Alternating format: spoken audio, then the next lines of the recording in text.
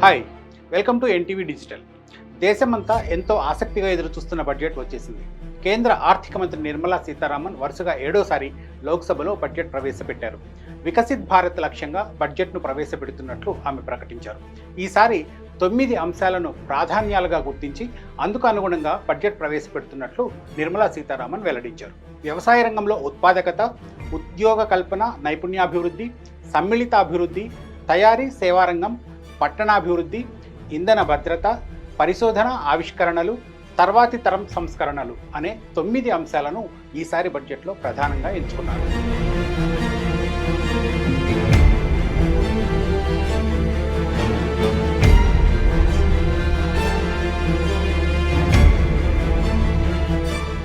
మనది వ్యవసాయ ఆధారిత దేశం.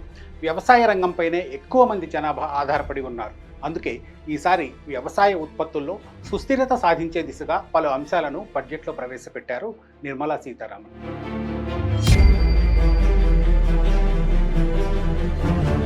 ప్రపంచవ్యాప్తంగా వాతావరణ పరిస్థితులు శరవేగంగా మారిపోతున్నాయి. ఇది వ్యవసాయ ఉత్పత్తులపై ప్రభావం చూపిస్తుంది. అందుకే వాటిని తట్టుకొని నిలబడగలిగే ఉత్పత్తులకు పెద్దపీట వేయనున్నట్లు నిర్మలా సీతారామన్ వెల్లడించారు. వచ్చే 2 ఏళ్లలో 2 కోట్ల మంది రైతులను ప్రకృతి వ్యవసాయం దిశగా ప్రోత్సహించనున్నారు. వంట నూనెల విత్తనాల్లో స్వయం సమృద్ధి సాధించబోతున్నట్లు తెలిపారు. కూరగాయల ఉత్పత్తి కోసం లార్జ్ స్కేల్ క్లస్టర్లను ఏర్పాటు చేస్తామని చెప్పారు. రైతులకు డిజిటల్ పబ్లిక్ ఇన్ఫ్రాస్ట్రక్చర్ను మరింత చేరువ చేయబోతున్నట్లు వెల్లడించారు. 400 జిల్లాల్లో ఈ ఏడాదే డిజిటల్ క్రాప్ సర్వే పూర్తి చేయబోతున్నట్లు నిర్మలా సీతారామన్ చెప్పారు. అలాగే జనసమ్మర్థ్ సర్టిఫికెట్లు కూడా అందిస్తామన్నారు. అలాగే రొయ్యల ఉత్పత్తిలో మన దేశం అగ్రగామిగా ఉంది. దీన్ని మరింత ప్రోత్సహించబోతున్నట్లు వివరించారు. సహకార రంగానికి జాతీయ సహకార పాలసీని అమలు చేస్తామన్నారు. బడ్జెట్లో నిర్మలా సీతారామన్ తీసుకున్న 2వ ప్రాధాన్యత అంశం నైపుణ్యాభివృద్ధి.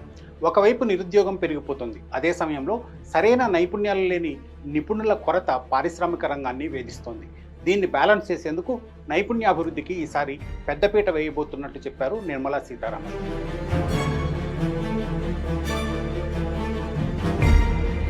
నైపుణ్యాభివృద్ధి పెంపు కోసం కేంద్ర మంత్రి పలు ప్రతిపాదనలు చేశారు. మొదటిసారి ఉద్యోగంలో చేరిన వారికి 1 నెల వేతనాన్ని 3 విడతలుగా అందించడం మొదటి ప్రతిపాదన. దీని ద్వారా 15,000 రూపాయలు నేరుగా ఉద్యోగి లబ్ధి పొందుతారు. నెలకు ₹1,00,000 లోపు వేతనం పొందే వారికి ఇది వర్తిస్తుంది. దీని ద్వారా 2,10,00,000 మంది ఉద్యోగులు లబ్ధి పొందుతారని అంచనా. తయారీ రంగంలో ఉద్యోగాలు కల్పించే సంస్థలకు, అలాగే పనిచేసే ఉద్యోగులకు 4 ఏళ్ల పాటు ప్రత్యేక ప్రోత్సాహకాలు ఇవ్వనున్నట్లు ఆర్థిక మంత్రి వెల్లడించారు. దీని ద్వారా 30 లక్షల మంది లబ్ధి పొందుతారని అంచనా వేస్తున్నారు.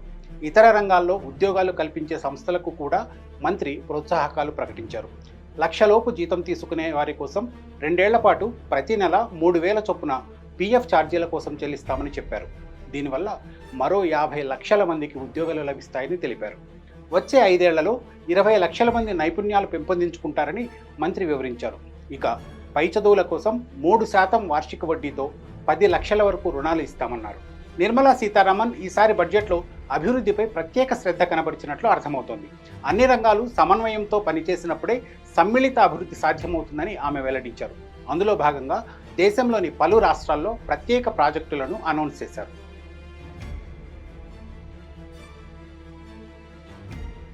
సామాజిక న్యాయం సాధించాలంటే ఖచ్చితంగా అన్ని రాష్ట్రాలు సమ్మిళిత అభివృద్ధి సాధించినప్పుడే సాధ్యమవుతుందన్నారు నిర్మలా సీతారామన్. ఇందుకోసం PM Vishwakarma Yojana, Svanidhi, national rural livelihood machine లాంటి పథకాలు అమలు చేస్తున్నట్టు తెలిపారు. సమగ్ర అభివృద్ధి కోసం ఈశాన్య రాష్ట్రాల్లో అమలు చేస్తున్న పూర్వోదయ స్కీమ్ను బీహార్, జార్ఖండ్, ఒడిశా, ఆంధ్రప్రదేశ్లో కూడా అమలు చేయనున్నట్లు తెలిపారు. అమృత్సర్ కోల్కతా కారిడార్ అభివృద్ధిలో భాగంగా గయా క్లస్టర్కు ప్రత్యేకంగా నిధులు కేటాయించారు. ఇక బీహార్లో పలు పథకాలకు నిర్మలమ్మ 2,600 కోట్ల రూపాయల నిధులు కేటాయించారు. గంగానదిపై వంతెనలు, ఎక్స్ప్రెస్ వేల నిర్మాణానికి ఈ నిధులు ఖర్చు చేయనున్నారు. బీహార్లో కొత్త మెడికల్ కాలేజీలకు, స్పోర్ట్స్ ఇన్ఫ్రాస్ట్రక్చర్కు ప్రత్యేక నిధులు కేటాయించారు. అలాగే వివిధ బ్యాంకుల ద్వారా బీహార్కు ప్రత్యేక సహాయం అందిస్తారు. ఏపీ విభజన చట్టంలో భాగంగా రాజధాని అమరావతి నిర్మాణానికి 15,000 కోట్ల రూపాయలను ఈ ఏడాది ఇస్తామని చెప్పారు. అలాగే భవిష్యత్తులో కూడా అవసరమైన మేర సహాయం చేస్తామన్నారు. దేశవ్యాప్తంగా PM ఆవాస్ యోజన కింద 3 కోట్ల ఇళ్లను నిర్మిస్తామన్నారు. మహిళాభివృద్ధి కోసం ఈ బడ్జెట్లో 3 లక్షల కోట్ల రూపాయలు కేటాయించారు. గిరిజన ప్రాంతాల అభివృద్ధి కోసం ప్రత్యేక కార్యక్రమాన్ని చేపట్టనున్నారు. ప్రస్తుత డిజిటల్ యుగంలో తయారీ సేవల రంగానిదే ఆధిపత్యం. ప్రపంచమంతా ఇప్పుడు ఈ రంగాల చుట్టూనే తిరుగుతోంది. అందుకోసమే ఈ బడ్జెట్లో ఈ రంగాలకు ప్రత్యేక ప్రాధాన్యత ఇచ్చారు నిర్మలా సీతారామన్.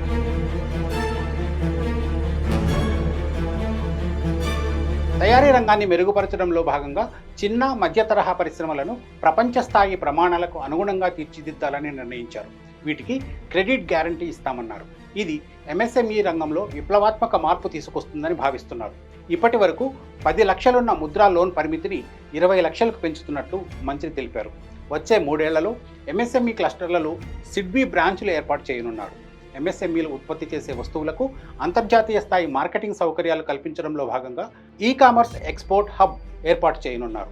ప్రసిద్ధి చెందిన 500 కంపెనీల ద్వారా వచ్చే 5 ఏళ్లలో 1 కోటి మందికి ఇంటర్న్షిప్ అందించనున్నారు.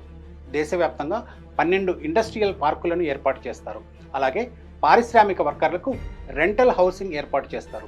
షిప్పింగ్, మైనింగ్ రంగాల్లో పలు సంస్కరణలు తీసుకురాబోతున్నారు. రుణాల రికవరీ కోసం ప్రత్యేక ట్రిబ్యునల్స్ను ఏర్పాటు చేస్తారు. మోదీ ప్రభుత్వం అధికారంలోకి వచ్చిన తర్వాత పట్టణాభివృద్ధిపై ప్రత్యేక శ్రద్ధ చూపెడుతూ వస్తోంది.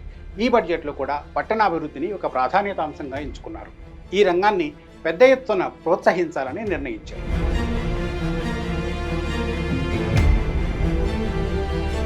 అర్బన్ హౌసింగ్లో భాగంగా 10 లక్షల కోట్ల రూపాయలతో 1 కోటి మంది పేదలకు ఇళ్లు నిర్మించాలని బడ్జెట్లో ప్రతిపాదించారు. అద్దె ఇళ్ల విధానాల్లో పారదర్శకత తీసుకొచ్చి మరింత సరళతరం చేయాలని నిర్ణయించారు. దేశవ్యాప్తంగా 100 పట్టణాలను పట్టణాభివృద్ధి సేవలకు ఎంచుకోనున్నారు. స్ట్రీట్ వెండర్స్ కోసం స్వనిధి స్కీమ్ అమలు చేయనున్నారు. స్టాంప్ డ్యూటీని తగ్గించనున్నారు. మహిళలకు ఇందులో మరింత ప్రాధాన్యత ఇస్తారు. ప్రపంచమంతా ఇప్పుడు ఎనర్జీ చుట్టూ తిరుగుతోంది. ప్రపంచ దేశాలన్నీ ఇప్పుడు ఇంధనంపైనే ఎక్కువగా పెట్టుబడులు పెడుతున్నాయి.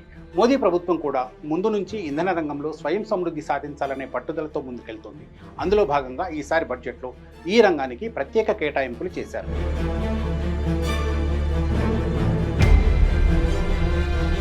ఇంధన రంగంపై ఒక పాలసీ డాక్యుమెంట్ రూపొందించనున్నారు. రూఫ్ టాప్ సోలార్ ప్లాంట్ల ఏర్పాటు కోసం పీఎం సూర్యఘర్ ముఫ్తీ బిజిలీ యోజన ఇప్పటికే ప్రారంభించారు. దీని ద్వారా 1 కోటి కుటుంబాలకు 300 యూనిట్ల వరకు ఉచిత విద్యుత్ అందిస్తారు. అణు విద్యుత్ కోసం అత్యాధునిక సాంకేతికతను అమలు చేయనున్నారు. 800 మెగావాట్ల అత్యాధునిక థర్మల్ పవర్ ప్లాంట్లను నిర్మించనున్నారు. స్వదేశీ సామర్థ్యాన్ని పెంపొందించనున్నారు. ఇందుకోసం సూక్ష్మ, చిన్న తరహా పరిశ్రమలను ప్రోత్సహిస్తారు. దేశం అభివృద్ధి పథంలో పయనించాలంటే మౌలిక సదుపాయాల కల్పనే ప్రధానం. మోదీ ప్రభుత్వం మొదటి నుంచి ఇన్ఫ్రాస్ట్రక్చర్కు అత్యధిక ప్రయారిటీ ఇస్తోంది. ఈసారి బడ్జెట్లో కూడా ఈ రంగానికి పెద్ద ఎత్తున నిధులు కేటాయించారు.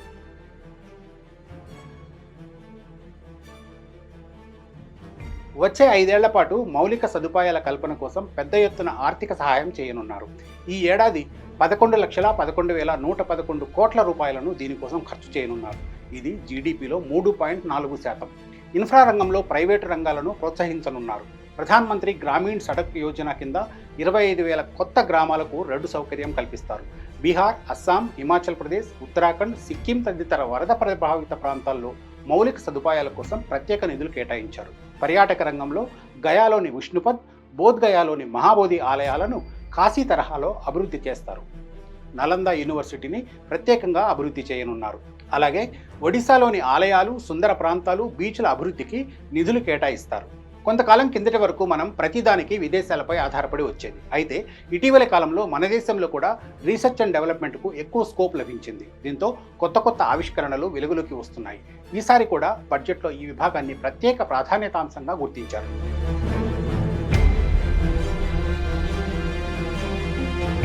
ప్రైవేటు రంగంలో పరిశోధనలను ప్రోత్సహించేందుకు, వాటి వ్యాపారాభివృద్ధిని మెరుగుపరిచేందుకు ప్రత్యేక వ్యవస్థను ఏర్పాటు చేయనున్నారు. దీనికోసం 1,00,000 కోట్లు కేటాయించారు. న్యూక్లియర్ ఎనర్జీలో భాగంగా భారత్ పేరిట ఏర్పాటు చేయబోయే చిన్న రియాక్టర్ల కోసం ప్రైవేటు సంస్థలతో ప్రభుత్వం కలిసి పనిచేయనుంది.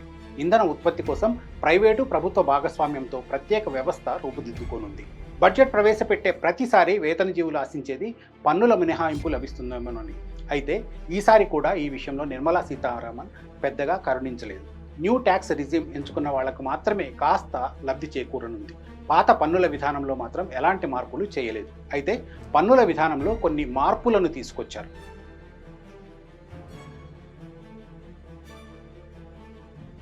దేశాభివృద్ధికి, ఉపాధి కల్పనకు తోడ్పడే విధంగా పన్ను విధానంలో మార్పులు తీసుకొస్తున్నట్లు ఆర్థిక మంత్రి నిర్మలా సీతారామన్ వెల్లడించారు. పారిశ్రామిక అభివృద్ధికి ఇది ఎంతో దోహదం చేస్తుందన్నారు. రాష్ట్రాలు కేంద్రం మధ్య సమన్వయం ద్వారా ఈ విధానం మరింత పురోగమిస్తుందని అభిప్రాయపడ్డారు. ట్యాక్స్ రిఫార్మ్స్ అమలు చేసే రాష్ట్రాలకు 50 ఏళ్ల పాటు వడ్డీ లేని రుణాలు ఇవ్వనున్నారు. గ్రామీణ పట్టణ ప్రాంతాల్లో భూ సంస్కరణలు అమలు చేస్తారు. భూ ఆధార్ ద్వారా అన్ని భూములను డిజిటలైజేషన్ చేయనున్నారు. తద్వారా భూ తగాదాలు లేకుండా చేయాలనేది ప్రభుత్వ ఆలోచన. విదేశీ ప్రత్యక్ష పెట్టుబడులను మరింత సరళతరం చేయనున్నారు. విదేశాల్లో కూడా రూపాయి మారకాన్ని అమలు చేసేలా చర్యలు తీసుకుంటున్నారు. దేశీయ గణాంకాలన్నింటినీ డిజిటలైజ్ చేసి ప్రజలకు అందుబాటులో ఉంచనున్నారు. మోదీ ప్రభుత్వం వరుసగా మూడోసారి అధికారంలోకి వచ్చిన తర్వాత ప్రవేశపెట్టిన తొలి పూర్తిస్థాయి బడ్జెట్ ఇది. దీనిపై అన్ని వర్గాల నుంచి అనేక అంచనాలు ఉన్నాయి. అయితే దేశాభివృద్ధే ప్రధానాంశంగా ఈ బడ్జెట్ ప్రవేశపెట్టినట్లు అర్థమవుతోంది. ఈ బడ్జెట్ స్టాక్ మార్కెట్లను తీవ్ర నిరాశకు గురి చేసింది. అయితే ఈ బడ్జెట్ ఇప్పటికిప్పుడు కాస్త నిరాశకు గురి చేసినా భవిష్యత్తులో ఇది మంచి ఫలితాలను ఇస్తుందని బిజినెస్ నిపుణులు అభిప్రాయపడుతున్నారు.